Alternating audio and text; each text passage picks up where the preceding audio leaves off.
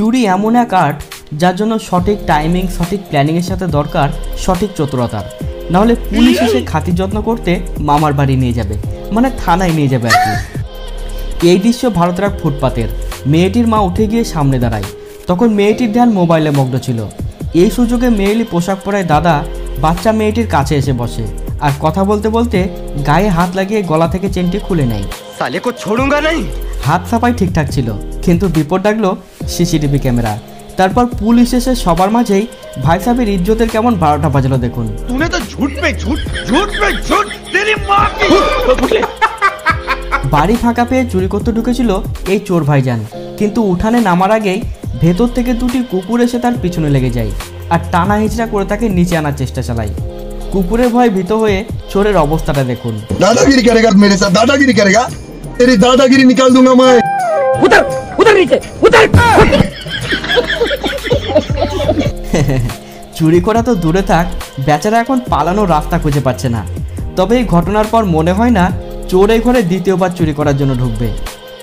ভারতের এক দোকানে চুরি করতে ঢুকেছিল এই বেকুব চোর। মনে হয় দাদা এই লাইনে একেবারেই নতুন। সে দোকানদারকে ভয় দেখাবে কি, উল্টে দোকান মালিকের ভয় ভীত হয়ে লাগায় দৌড়।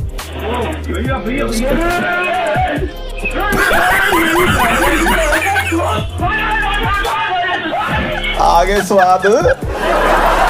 তবে জায়গা মতো ঠিকঠাক বুদ্ধি খাটাতে পারলে চুরি করা অনেকটাই সহজ হয়ে যায়। ভাইজান হাতে একটা বিল নিয়ে কাউন্টারের সামনে আসে।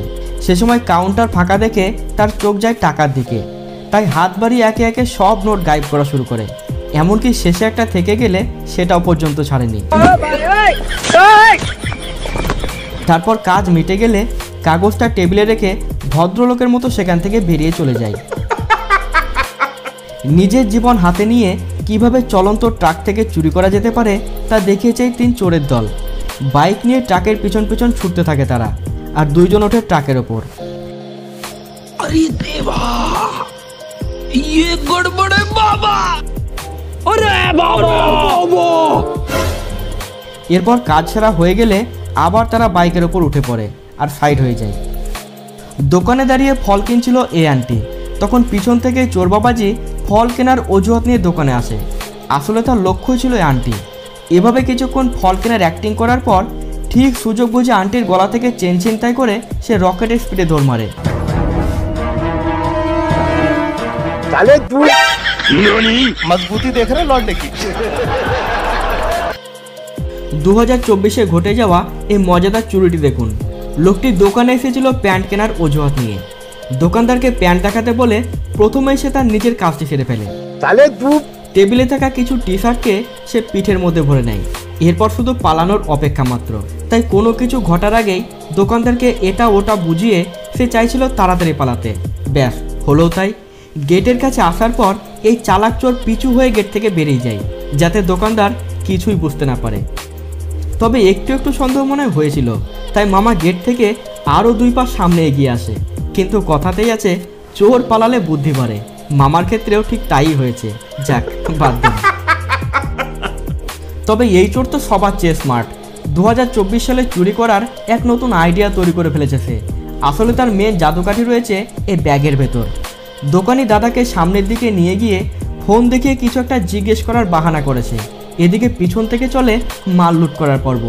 বাহ ভাই বাহ।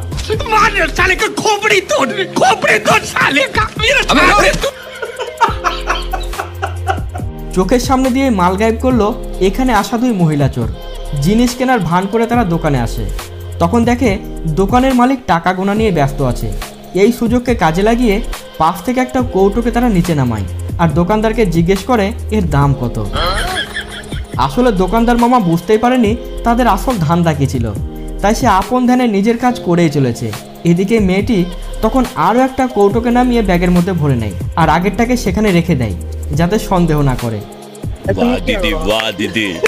नहीं नहीं दीदी, वाह दीदी। दीदी, दीदी। এভাবেই দোকানদারকে টুপি পরিয়ে সেখান থেকে চলে যায় তারা।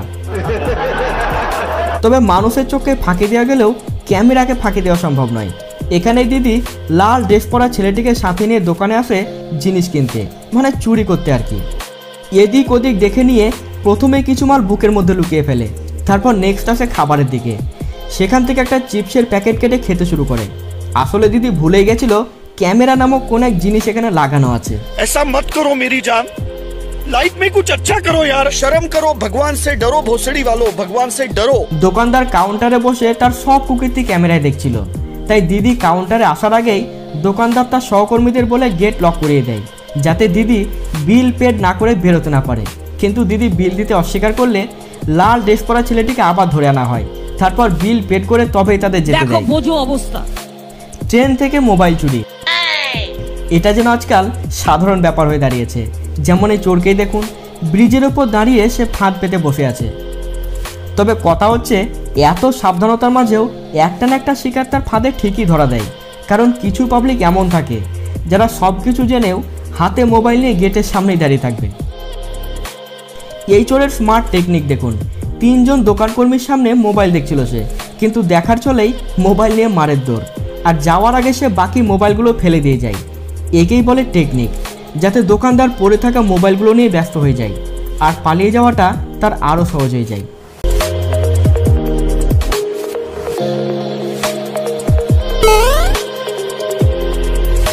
साले कुत्ते, साले को छोड़ूंगा नहीं। এবার দেখুন এক অসহায় বেকুব চোরের কাণ্ড। সে রাত্রিবেলায় সাইকেল নিয়ে এসেছে লাইট চুরি করতে। মনে হয় তার বাড়িতে লাইট ফিউজ হয়ে গেছিল, তাই তার এমন সিদ্ধান্ত।